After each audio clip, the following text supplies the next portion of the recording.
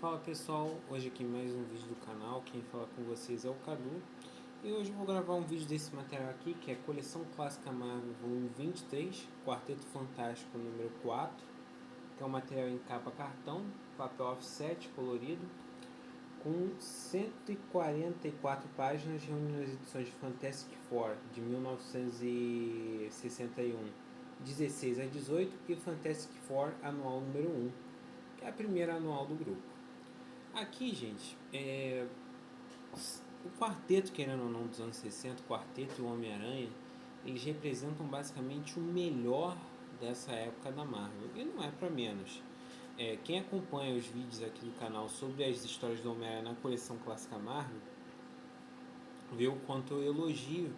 O que, querendo ou não, não é um texto muito datado, tem as suas conveniências da época, mas é um texto inteligente e ágil. Enquanto do quarteto, apesar de às vezes algumas histórias aqui eu perceber que o Stan Lee ele se excede um pouco no excesso de palavras, é um roteiro muito bom, muito divertido e uma ficção científica que te cativa a ler mais sobre.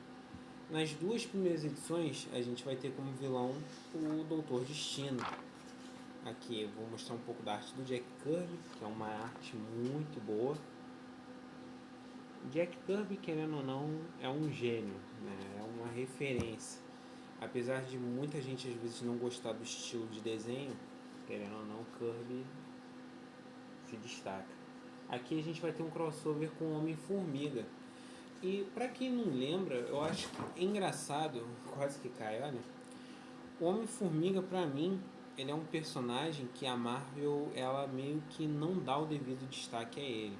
Ele surge junto dessa grande leva de personagens da Marvel, Homem-Aranha, Quarteto Fantástico, Hulk, Thor e por aí vai.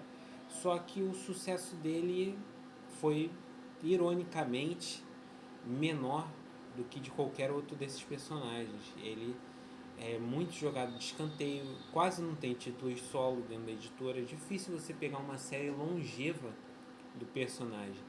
A última série longeva dele, de umas 20 edições que teve, já vai fazer uns bons anos, que foi pelas mãos do Nick Spencer, que foi uma série mais de comédia, não foi nem o Hank Pym, foi o Scott Lang. Então, o Homem-Formiga, o Hank Pym, ele é um personagem muito escanteado. E eu acho isso muito interessante que nesse volume você tem textos falando um pouco dele. Tanto é que eu até estranhei, porque se ia pegar a Marvel dos anos 60, cadê, por exemplo, os títulos do Namor, o título do Homem-Formiga? Porque o Homem-Formiga, se eu não me engano, saía na Tales to Astones. Nessa época ele saía na Tales to Astones. E ele não ganhou volume nenhum próprio, mas querendo ou não ele não passa em branco nessa coleção. Aqui a gente vai ter um problema para o quarteto nas duas primeiras histórias. O quarteto às vezes ele fica diminuindo de tamanho do nada, então eles vão procurar a consultoria do Homem-Formiga, porque como é um personagem que entra nesse âmbito de diminuir e aumentar de tamanho, eles vão consultar o Hank Pym e o Hank Pym vai ajudar eles. Em contrapartida, a gente tem o Doutor Destino num mundo microscópico, fazendo suas tramóias aí contra o grupo. O mais legal aqui é o como o Doutor Destino é diferente do que a gente conhece. Aqui ele é um vilão um pouco mais caricato, mas não quer dizer que ele é um personagem ruim, não.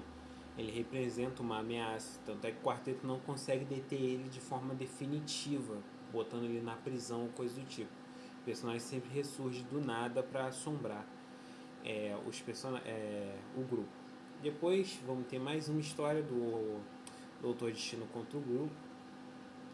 Aí a gente vai ter a origem do Super Screw nesse volume, que é um personagem muito bacana do universo cósmico da Marvel. Tipo assim, é muito interessante você ter aquele personagem com o poder todo de um grupo para enfrentar aquele grupo. E aqui a gente vai ter até um subterfúgio onde ele tem habilidades a mais. As habilidades dele são mais fortes, por exemplo, ele é mais forte que o Coisa, ele se estica mais que o seu Fantástico, ele queima mais forte que o Tocha Humana, por exemplo. Aqui, ó. ele lutando contra o quarteto. Chega a ser engraçado que os Skrulls surgiram nas histórias do quarteto, mas muita gente não associa muito a eles. E por último a gente tem a anual aqui no encadernado, que é a primeira grande anual da editora. Apesar da anual do Homem-Aranha ter saído antes dessa na coleção, a anual do Homem-Aranha vem posterior a essa. A do quarteto ela vem nos anos em 1963, enquanto a do Homem-Aranha vem em 64.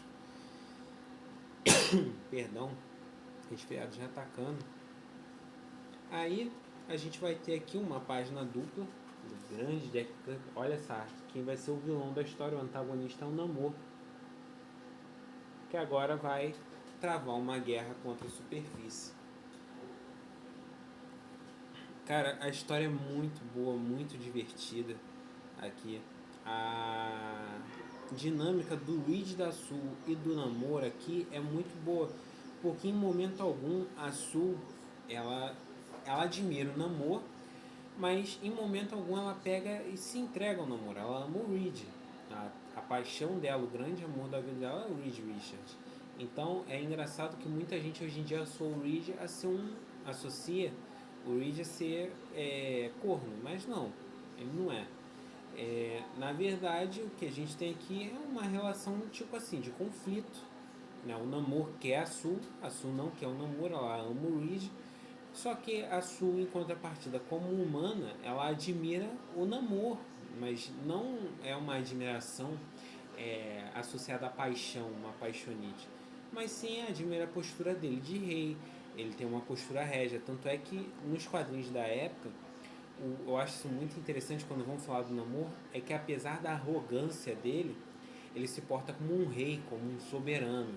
Ele chega nos lugares, ele tem uma postura régia, uma postura firme. Então, o Namor, ele tem essa, como gostam de falar hoje em dia nos memes, uma aura, por assim dizer. E o Namor aqui ele é tratado como um grande antagonista mesmo. Ele é uma potência. Eu acho engraçado que hoje em dia ele perdeu um pouco dessa ameaça dele. A Marvel meio que, ao contrário do Thor e do Hulk, que estão sempre evoluindo, que eles sempre foram os pesos pesados da editora, o Namor era um peso pesado, só que ele perdeu espaço. Assim como a anual do Homem-Aranha, essa anual do quarteto também tem umas páginazinhas falando sobre os antagonistas, o Topeiro, os Skrulls, tem o Doutor Destino, tem também o Namor, o Homem Milagroso e por aí vai. Eu gostei muito dessa edição, eu acho que é uma edição que serve para qualquer um ser introduzido ao Quarteto Fantástico. O mais legal das histórias dos anos 60 até os anos 90, por assim dizer, é que elas são episódicas, então você não se perde muito na trama.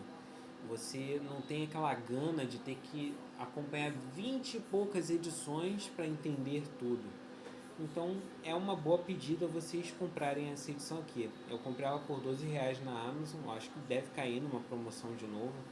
Essas edições mais antigas da coleção clássica Marvel lá da primeira temporada, elas valem muito a pena por isso, porque elas sempre estão caindo em alguma promoção bacana que dá para você pegar tranquilamente. Que nota eu dou para esse material? Eu dou uma nota 10. Dou um 10 tranquilo.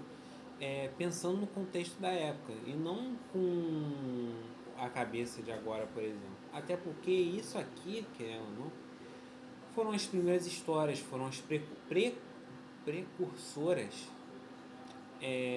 de tudo que veio até aqui.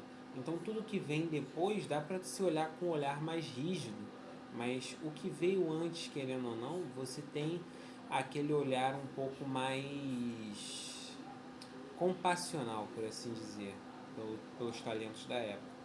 Então é isso, gente. Espero que vocês tenham gostado do vídeo. Comentem aí o que vocês acham dessa fase, se vocês acham que vale a pena, se vocês estão acompanhando pela edição definitiva. Eu não estou acompanhando a edição definitiva do quarteto, porque apesar de eu gostar do grupo, não é a minha, entendeu? Eu vou tentar acompanhar a edição definitiva do Demolidor depois que eu completar algumas coisas da coleção clássica Marvel também. Então é isso, gente. Espero que vocês tenham gostado do vídeo. Valeu, obrigado e tchau, tchau.